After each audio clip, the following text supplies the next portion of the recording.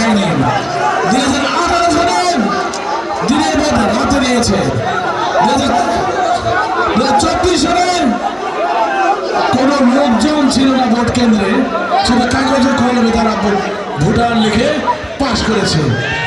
আপনারা জানেন এই একটা নির্বাচনে যদি শেখ হাসিনা ফেয়ার ইলেকশন দিত তাহলে বিএনপি ক্ষমতা আসলো আজকের মতো বিএনপি এভাবে ধ্বংস হয়ে আওয়ামী লীগ ধ্বংস হয়ে যেত না, ঠিক না? বিএনপি রাজনীতি করতে জানে বিনয় সিএম নামে নির্বাচন করে চলে গেছে, কিন্তু কখনো ক্ষমতা আঁকড়ে ধরে থাকেনি।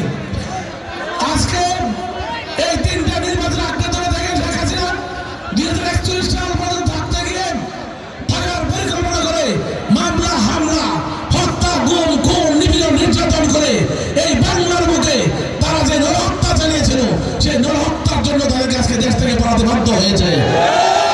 আপনারা সবাই আন্দোলন সংগ্রামে অংশগ্রহণ করেছেন, সবসময় আন্দোলন করেছেন, একটাই কারণ ছিল জনগণের ভোটের অধিকার দিতে হবে। আমরা চাই সেই জনগণের ভোটের অধিকার ফিরে দিতে। সেই জন্য এই যে 12 তারিখে নির্বাচন হবে সেই নির্বাচনে ভোটের অধিকার বাস্তবায়ন করার জন্য প্রত্যেককে ভোট কেন্দ্রে যেতে হবে। যেখানে আমরা ভোটের অধিকারের জন্য আন্দোলন করেছি সেখানে আজকে সুযোগ পাওয়া সত্ত্বেও আমরা কেউ ঘরে বসে থাকতে পারি না, ঠিক কিনা বলেন?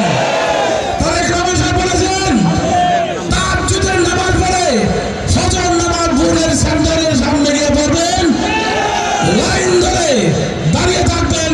সকাল সকালে আমরা 50% ভোট কাজ করে ফেলবেন। অতি দ্রুত আমাদের ভোট কাজ করতে হবে, কারণ সময় কম। এই জন্য আমি আপনাদের অনুরোধ করবো, আপনারা যেসব পুরুষরা এখানে এসেছেন আপনাদের মা বোনদেরকে আপনারা ভোট কেন্দ্রে নিয়ে যাবেন।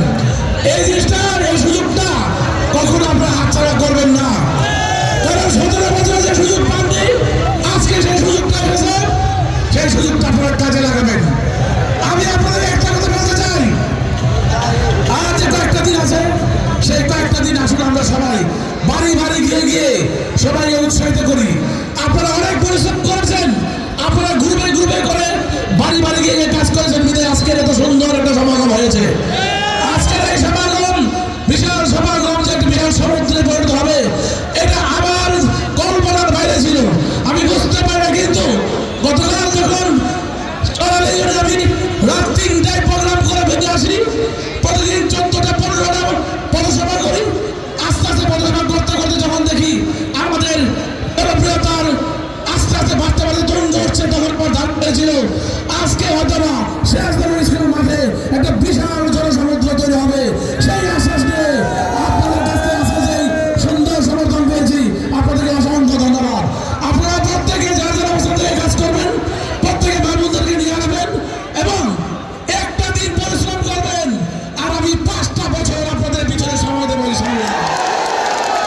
এর যে আর কি যেমন আছে সন্তান মানবতার ভালোবাসা এবং আমার নেই পড়ানো দিয়ে আমাদের যে নেতৃবৃন্দরা আছেন সবাইকে নিয়ে এই রায়পুরার মাটিতে আমরা সুন্দর রায়পুরা করবো এবং সারা বাংলাদেশে একটা মডেল রায়পুরা তৈরি করবো ইনশাআল্লাহ। আমরা বেকারত্ব মোচন করবো, আমরা শিল্প কারখানা করবো, আমরা এখানে রিসোর্ট করবো, আমরা এখানে হাসপাতাল করবো, আমরা সমস্ত কিছু করে রায়পুরাকে আমরা জনগণের জন্য গ্রহণযোগ্য একটা সুন্দর পরিবেশ সৃষ্টি করবো।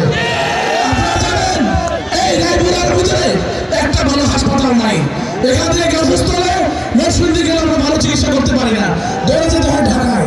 কাজেই এই রায়পুরাতে আমরা হাসপাতাল অতি দ্রুত করার ব্যবস্থা গ্রহণ করবো ইনশাআল্লাহ সবার স্বাস্থ্য সেবার জন্য। এই হাসপাতালে আমরা বিশ্ববিদ্যালয় করবো, এই হাসপাতালে আমরা শিক্ষা নগরী করবো, একসাথে আমরা ফুটবল ক্রিকেট একাডেমি করে ক্রিকেটের উপর আমরা প্রশিক্ষণ দিয়ে আমাদের ছেলেদেরকে খেলাধুলায় উৎসাহিত করে এবং পারফেক্টভাবে গড়ে তুলে বিভিন্ন ক্লাবে খেলাধুলার ব্যবস্থা করবো। কাজেই যত কিছু করা দরকার এই রায়পুরার উন্নয়নের জন্য, রায়পুরা জনগণের জন্য, রায়পুরা মা বোনের জন্য